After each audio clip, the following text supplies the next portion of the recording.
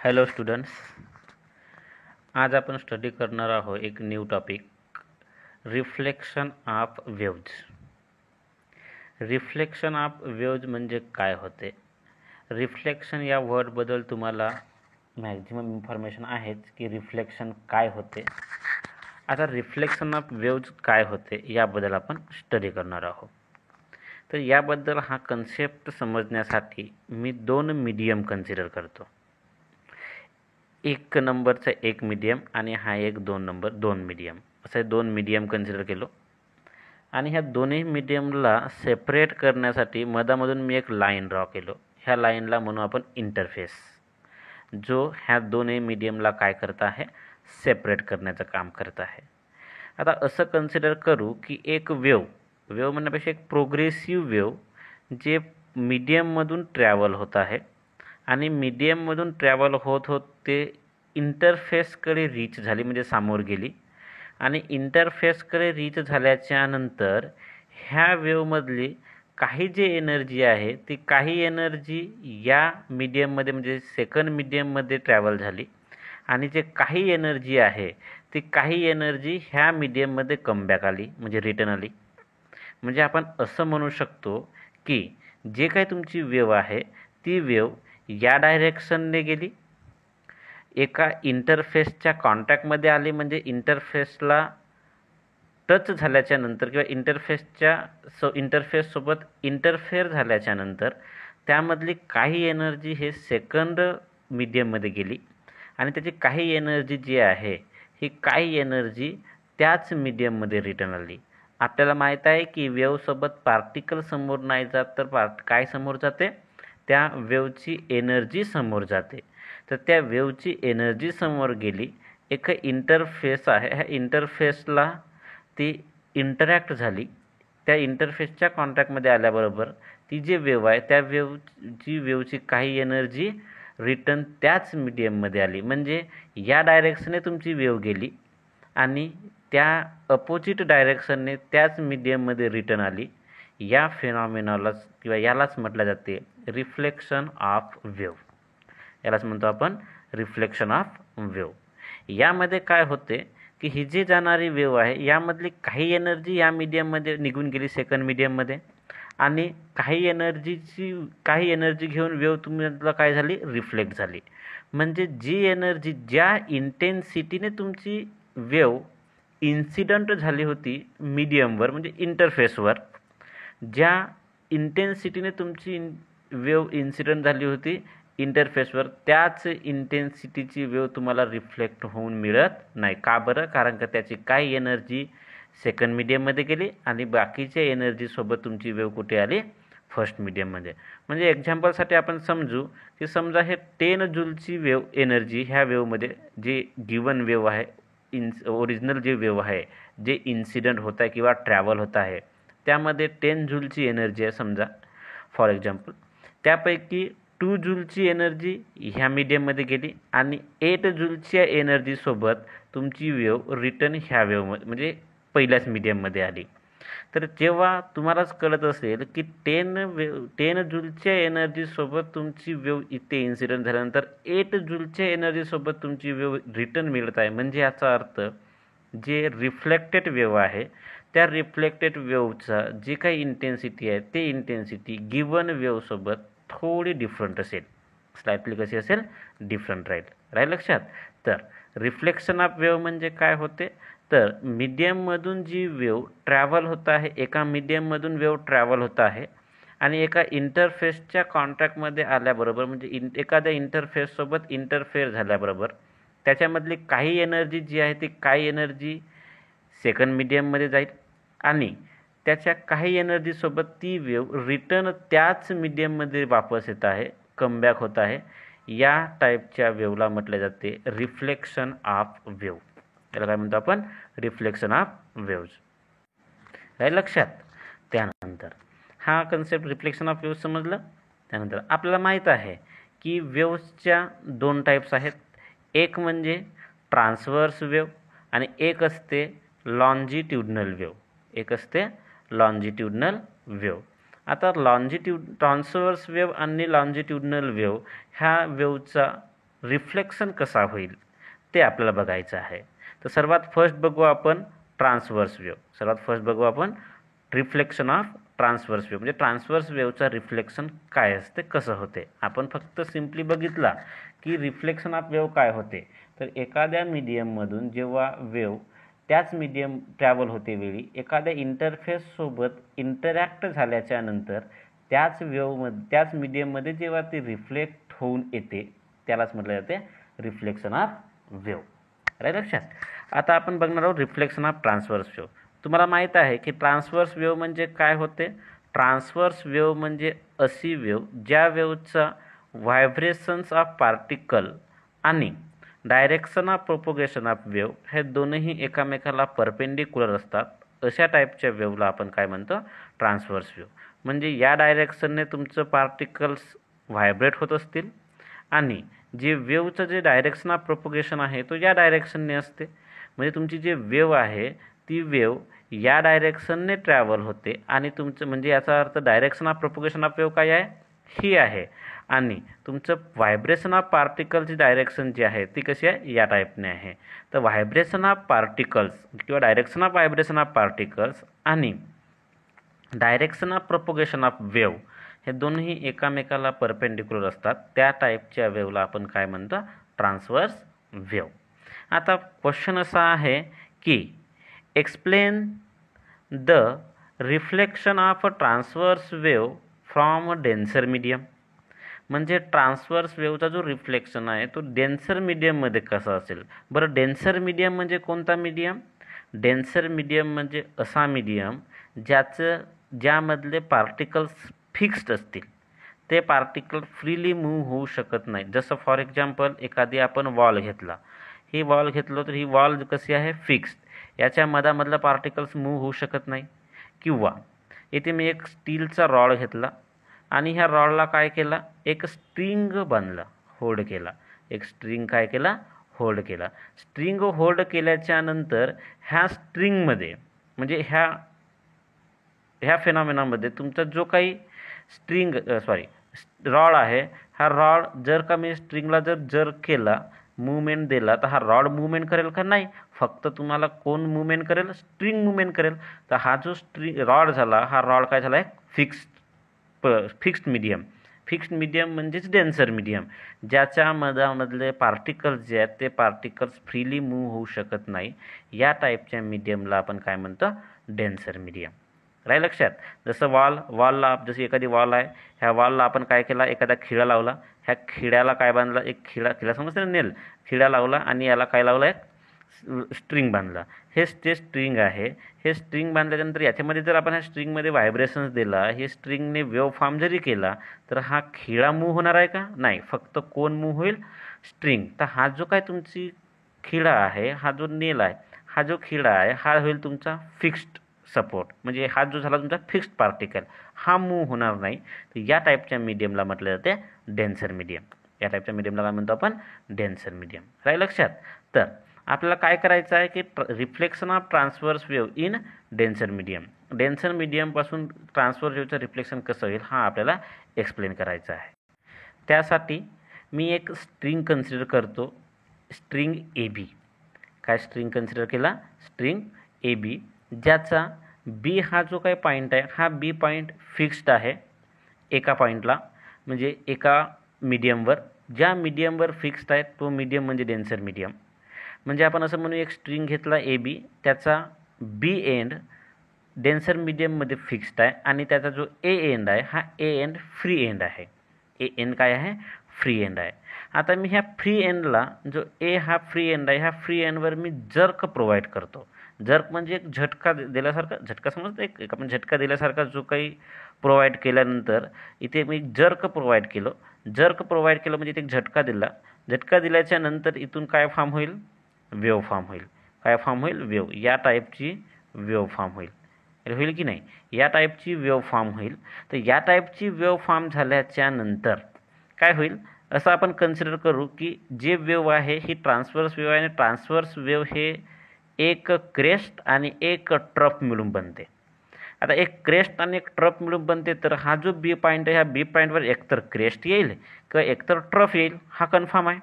तर आपण असं कन्सिडर करू की ह्या बी पॉईंटवर क्रेस्ट आला, बी पॉईंटवर काय येत आहे, क्रेस्ट येत आहे. म्हणजे ही जी वेव आहे ही वेव इथून ट्रॅव्हल होत होत आल्याच्या नंतर जो लास्ट वेव पल्स आहे ही वेव पल्स म्हणजे क्रेस्ट आहे, जे बी पॉईंटवर जाऊन एंड होत आहे. असं नाही की ट्रफ नाही ना, ट्रफही येऊ शकते, पण आपण काय कन्सिडर करत आहोत, क्रेस्ट. आपण एक्झाम्पलसाठी क्रेस्ट करत आहोत, ट्रफही जर केला तरी चालेल. तर आपण जर क्रेस्ट येत आहे जर असं म्हटलं तर याच्या मधामध्ये काय होईल, जर का समजा या टाईपने क्रेस्ट येत आहे म्हणजे यामध्ये जे काही ह्या मीन पोझिशनपासून ह्या क्रेस्टचं जे काही पार्टिकलचं व्हायब्रेशन जे आहेत ते पार्टिकलचं व्हायब्रेशन या डायरेक्शनने होतील, म्हणजे अपवर्ड डायरेक्शनने होतील.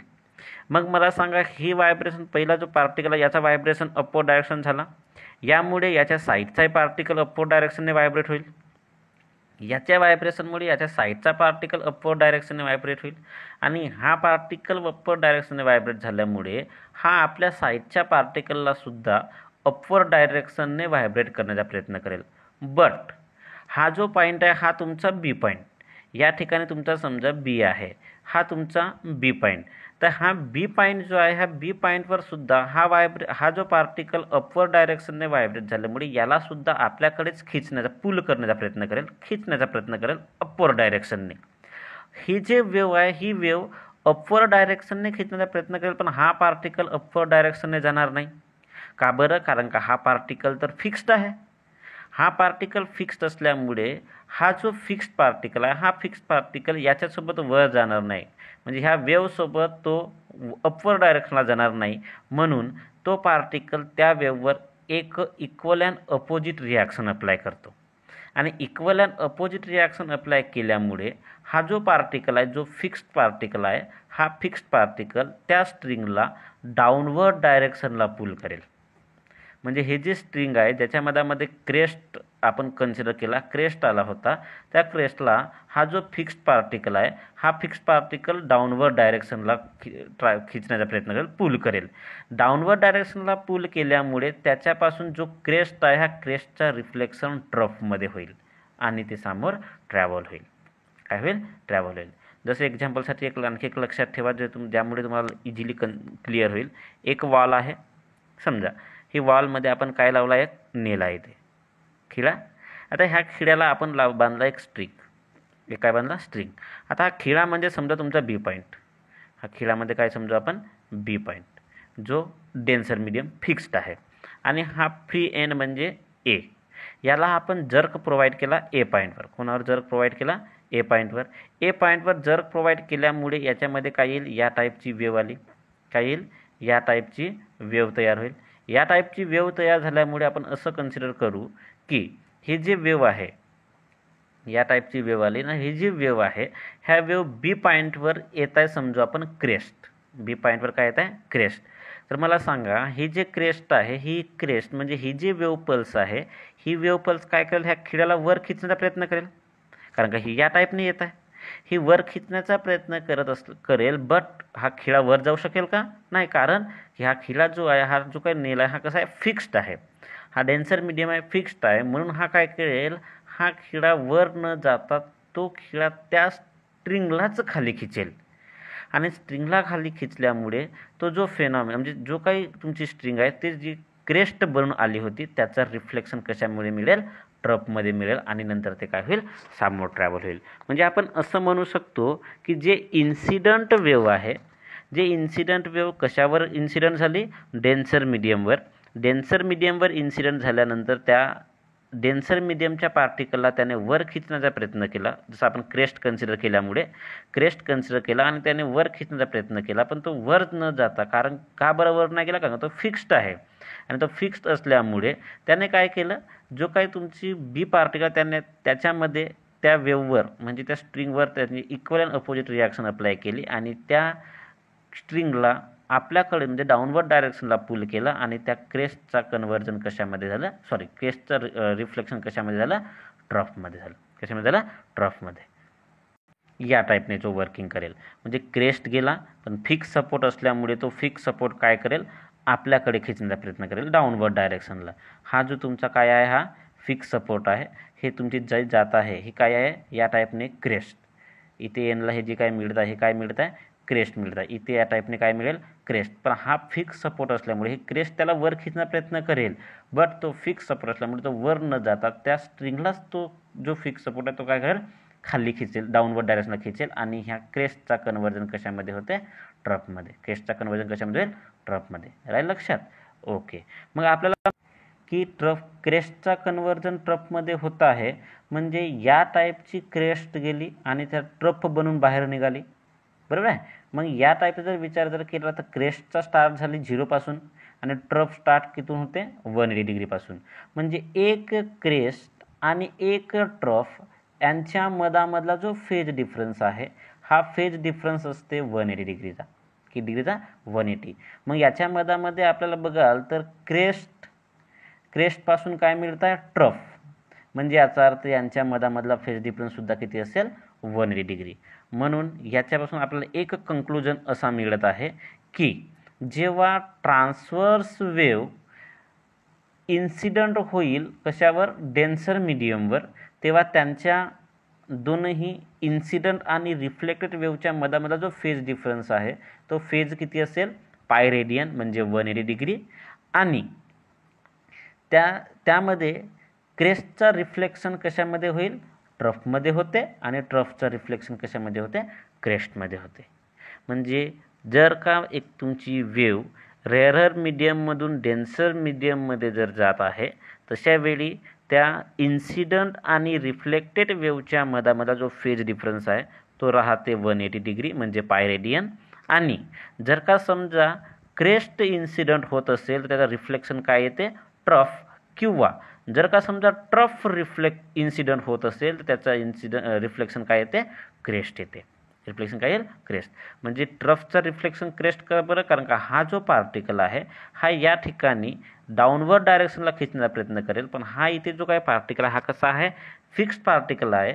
जर वेव्ह डाऊनवर्ड डायरेक्शनला खिचण्याचा प्रयत्न करेल तर तो पार्टिकल त्याला अपवर्ड डायरेक्शनने खिचेल आणि त्या स्ट्रिंगचा जो रिफ्लेक्शन तो रिफ्लेक्शन कसा मिळेल, क्रेस्टसारखा मिळेल.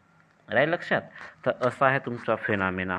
त्याच्यामध्ये इम्पॉर्टंट लक्षात तुम्हाला असं समजलं असेल की ट्रान्सवर्स वेव्ह जेव्हा डेन्सर मीडियममध्ये ट्रॅव्हल म्हणजे डेन्सर मीडियममध्ये जाईल, रेअरर मीडियममधून डेन्सर मीडियममध्ये ट्रॅव्हल होईल तेव्हा त्यांच्या इन्सिडंट आणि रिफ्लेक्टेड वेव्हच्या मधामधला जो फेज डिफरन्स आहे तो पाय रेडियन म्हणजे 180 डिग्री. आणि क्रेस्ट जर इन्सिडंट होत असेल तर त्याचा रिफ्लेक्शन ट्रफ येते आणि ट्रफ जर इन्सिडंट होत असेल त्याचा रिफ्लेक्शन काय येते, क्रेस्ट येते. राहील लक्षात. त्यानंतर नेक्स्ट क्वेश्चन असा आहे तुम्हाला की समजलं ना तो की कसं डेन्सर मीडियममध्ये ट्रान्सफर वेव्हचा रिफ्लेक्शन कसा होते, अपोजिट. क्रेस्टचा ट्रफ, ट्रफचा क्रेस्ट आणि फेज डिफरन्स किती, 180 डिग्री. त्यानंतर नेक्स्ट क्वेश्चन असा आहे की explain the reflection of a transverse wave from rarer medium. तर रेअरर मीडियम म्हणजे काय होईल, रेअरर मीडियम म्हणजे असा मीडियम ज्याच्या मधामधले जे काही पार्टिकल्स आहेत ते पार्टिकल फ्रीली मूव्ह होऊ शकत असतील. म्हणजे जे पार्टिकल्स आहेत ते पार्टिकल काय व्हायला पाहिजे, फ्रीली मूव्ह व्हायला पाहिजे. त्या टाईपच्या मीडियमला आपण काय म्हणतो, रेअरर मीडियम. काय म्हणतो आपण, रेअरर मीडियम. आता असं होण्यासाठी आपण काय केलं पाहिजे, तर मी काय केला, एक एक रॉड कन्सिडर केला. रॉड. ह्या रॉडमध्ये मी काय केलं, आपल्याला फ्रीली मूव्ह होणारा एन पाहिजे. फ्रीली मूव्ह होणारा एन पाहिजे म्हणून मी इथे रिंग कन्सिडर केला. म्हणजे ह्या रॉड मधामध्ये रिंग टाकला आणि त्या रिंगला काय होल्ड केला, स्ट्रिंग होल्ड केला. म्हणजे ॲक्च्युली मी काय केला, एक स्ट्रिंग घेतला. कोणती स्ट्रिंग तुम्हाला माहीतच आहे, AB स्ट्रिंग. हा AB स्ट्रिंग घेतला आणि या AB स्ट्रिंगचा जो बी पॉईंट आहे ह्या बी पॉईंटला मी एका रिंगला होल्ड केला. रिंगला होल्ड केल्यानंतर हे जे रिंग आहे ही रिंग एका रॉडमध्ये टाकला ज्यामधून ते फ्रीली स्लाइड होऊ शकेल, फ्रीली मूव्ह होऊ शकेल. म्हणजे फ्रीली मूव्ह होऊ शकणारी रिंग घेतला ज्यामुळे हा मीडियम कसा बनला, रेअरर मीडियम. यामध्ये रेअरर मीडियममध्ये बनल्याच्या नंतर हा जो एंड आहे एन तर फ्री एंड आहे. मग मी ह्या एनवर काय केला, जर्क प्रोव्हाइड केला. जर्क प्रोव्हाइड केल्यामुळे इथे वेव्ह फॉर्म होईल. वेव्ह फॉर्म झाल्यामुळे या टाईपची वेव्ह फॉर्म झाली. तर वेव्ह फॉर्म झाल्यामुळे अगेन आपण असं कन्सिडर करत आहोत की बी पॉईंटवर येणारी जे वेव्ह पल्स आहे ते कशी येत आहे, क्रेस्ट येत आहे. बी पॉईंटवर येणारी जे वेव्ह पल्स आहे ते कशी येत आहे, क्रेस्ट. बी पॉईंटवर येणारी जे वेव्ह पल्स क्रेस्ट येतं, मग आपल्याला माहीत आहे की क्रेस्ट जर असेल तर ही वेव्ह किंवा ह्या वेव्हचे जे काही पार्टिकल्स आहेत ते पार्टिकल्सचा व्हायब्रेशन अपवर्ड डायरेक्शनने होते. मग याचा जर व्हायब्रेशन अपवर्ड डायरेक्शनने होईल तर मग हे जे काही पार्टिकल्स आहेत हे पार्टिकल्स ह्या रिंगला अपवर्ड डायरेक्शनने पूल करण्याचा प्रयत्न करतील. अपवर्ड डायरेक्शनने पूल करण्याचा प्रयत्न करतील म्हणजे अपवर्ड डायरेक्शनने खिचण्याचा प्रयत्न करतील. आणि अपवर्ड डायरेक्शनने खिचल्यानंतर ही रिंग कशी आहे, फ्रीली मूव्ह होणारी आहे, म्हणून ही रिंग इझिली वरच्या डायरेक्शनने मूव्ह होईल. आणि इझिली वरच्या डायरेक्शनने मूव्ह झाल्यानंतर जेव्हा ते रिटर्न येईल तेव्हा त्यामध्ये जर का आपण क्रेस्ट इन्सिडेंट केला तर त्याचा रिफ्लेक्शनसुद्धा कसा मिळते, एक क्रेस्टच मिळते. रिफ्लेक्शनसुद्धा कसा मिळते, क्रेस्ट. हा यासारखा असं जेव्हा तुमची क्रेस्ट येईल, क्रेस्ट आल्याच्या नंतर हा जो काय तुमचा समजा इथे रिंग आहे, हे रिंग या डायरेक्शनने मूव्ह होईल. जे रिंग आहे ही रिंग काय होईल, अपवर्ड डायरेक्शनने मूव्ह होईल. अपवर्ड डायरेक्शनने मूव्ह झाल्याच्या नंतर जेव्हा ते रिटर्न येईल, रिटर्न आल्याच्या नंतर क्रेस्टचा रिफ्लेक्शन कशामुळे मिळेल, क्रेस्टमध्ये. म्हणजे समजा इथे तुमचा क्रेस्ट येत आहे, बरोबर बघा, क्रेस्ट वर गेली रिंग, वरून आल्याच्या नंतर क्रेस्टचा कन्वर्जन कशामध्ये मिळाला, क्रेस्टमध्येच मिळाला. क्रेस्टचा कन्वर्जन कशामध्ये मिळाला, क्रेस्ट. मग मला सांगा क्रेस्टचा कन्वर्जन कन्वर्जन म्हणजे रिफ्लेक्शन. क्रेस्टचा रिफ्लेक्शन क्रेस्टमध्ये जर मिळत आहे म्हणजे याचा अर्थ इथून क्रेस्ट सुरू झाली तर दुसरी वेव्ह कशी आहे, क्रेस्टच आहे. मग दोन्ही सारख्या वेव्ह असल्यामुळे दोघांच्या मधामधला जो फेज डिफरन्स आहे तो फेज डिफरन्स किती असते, 0 डिग्री. No phase difference, phase difference राहत नाही. राहील लक्षात. ओके. तर यामध्ये आपल्याला असं कंक्लुजन मिळेल की जेव्हा ट्रान्सव्हर्स वेव्ह रेअरर मीडियममध्ये इन्सिडंट होईल त्यावेळी त्यांच्या मधामधला फेज डिफरन्स किती असते, 0. लक्ष द्या बरोबर. जेव्हा ट्रान्सव्हर्स वेव्ह ह्या डेन्सर मीडियममधून रेअरर मीडियममध्ये इन्सिडंट होईल त्यावेळी त्यांच्या इन्सिडंट होईल आणि त्यानंतर ते काय होईल, रिफ्लेक्ट होईल. तर त्यांच्या मधामधला जो फेज डिफरन्स आहे, इन्सिडंट वेव्ह आणि रिफ्लेक्टेड वेव्ह, जाणाऱ्या आणि निघणाऱ्या वेव्हच्या मधामधला जो फेज डिफरन्स आहे तो फेज डिफरन्स किती असेल, 0. No phase difference, phase difference राहणार नाही. आणि क्रेस्टचा रिफ्लेक्शन क्रेस्ट होईल आणि ट्रफचा रिफ्लेक्शन ट्रफ होईल. म्हणजे जर का समजा ट्रफ जर आपण कन्सिडर केला तर ही वेव्ह काय करेल, त्या रिंगला डाऊनवर्ड डायरेक्शनला पूल करण्याचा प्रयत्न करेल. डाऊनवर्ड डायरेक्शनला पूल करण्याचा प्रयत्न करेल तर ही वेव्ह डाऊनवर्ड डायरेक्शनने पूल होईल. म्हणजे ही जी वेव्ह आहे ही ह्या वेव्हला जसं आपण ट्रफ कन्सिडर केला, ट्रफ जर कन्सिडर केला तर ह्या रिंगला काय करेल, हे डाऊनवर्ड डायरेक्शनला पूल करेल. डाऊनवर्ड डायरेक्शनला पूल केल्यामुळे ही जी वेव्ह आहे ही वेव्ह या टाईपने गेल्याच्यानंतर या टाईपने खाली येईल. अगेन रिटर्न आल्याच्यानंतर अगेन ट्रफच मिळून काय होईल, रिटर्न येईल, रिफ्लेक्ट होईल. म्हणून जेव्हा तुमची जी वेव्ह आहे ती वेव्ह रेअरर मीडियममध्ये जर असेल त्यावेळी तुमचं जे काही इन्सिडेंट होणारी वेव्ह ज्या टाईपने ज्या पल्समध्ये जाईल, क्रेस्टमध्ये जाईल तर क्रेस्टमध्ये रिटर्न येईल, ट्रफमध्ये जाईल तर ट्रफमध्ये रिटर्न येईल. यांच्या मधामधला फेज डिफरन्स किती असेल, 0. No phase difference, phase difference राहणार नाही. काय लक्षात. तर यामध्ये एक आज जो आपण काय शिकला की याच्या मधामध्ये जर का समजा तुमची वेव्ह रेअरर मीडियममधून डेन्सर मीडियममध्ये जात जर असेल तर त्यावेळी त्याच्या मधामधला जे इन्सिडेंट रे आणि रिफ्लेक्टेड वेव्ह यांच्या मधामधला जो फेज डिफरन्स आहे तो फेज डिफरन्स 180 डिग्री राहते. आणि क्रेस्टचा रिफ्लेक्शन ट्रफ होते किंवा ट्रफचा रिफ्लेक्शन क्रेस्ट होते. त्यानंतर जर का तुमची वेव्ह डेन्सर मीडियममधून रेअरर मीडियमकडे जात असेल तर त्याच्या इन्सिडेंट वेव्ह आणि रिफ्लेक्टेड वेव्हच्या मधामधला जो फेज डिफरन्स आहे तो फेज डिफरन्स 0 म्हणजे नो फेज डिफरन्स. आणि क्रेस्टचा रिफ्लेक्शन क्रेस्ट आणि ट्रफचा रिफ्लेक्शन ट्रफ होते. राहील लक्षात. बाकी तर रिफ्लेक्शन ऑफ ट्रान्सव्हर्स वेव्ह समजला. ओके. तर या व्हिडिओमध्ये इथपर्यंतच घेऊ. रिफ्लेक्शन ऑफ लॉन्जिट्युडिनल वेव्ह आपण नेक्स्ट व्हिडिओमध्ये घेऊ. थँक्यू.